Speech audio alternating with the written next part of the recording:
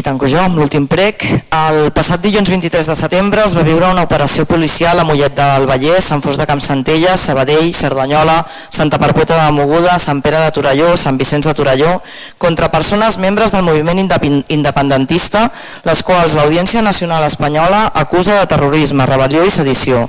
Van entrar de matinada a les cases mentre dormien, trencant portes i fent detencions sota futuribles i com a prevenció de delictes, tots en condicional.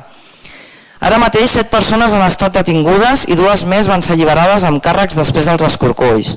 L'Audiència Nacional avui ha dictaminat que no disposaven de material explosiu, després de fer córrer el contrari, però continua amb els càrrecs de terrorisme.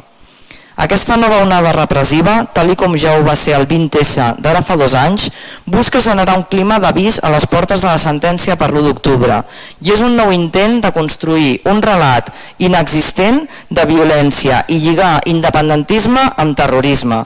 Amb aquestes accions i les anteriors, la maquinària de l'estat espanyol vol atemorir i desmobilitzar el conjunt del moviment independentista i republicà català, divers, absolutament pacífic i radicalment democràtic. L'operació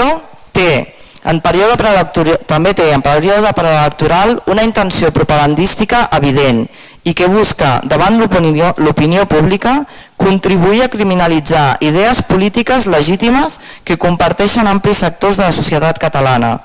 L'independentisme és un projecte cívic, pacífic i no violent, legítim políticament i avalat a les urnes de forma reiterada. A Cornellà, com a la resta de Catalunya, totes les mobilitzacions de l'independentisme han estat i són pacífiques i no violentes. Per tant, preguem que l'Ajuntament de Cornellà mostri el suport a tota la ciutadania que es manifesta en defensa dels drets civils i polítics i contra la repressió i persecució política, així com manifesti la solidaritat amb el patiment de les persones detingudes, les seves famílies i entorn.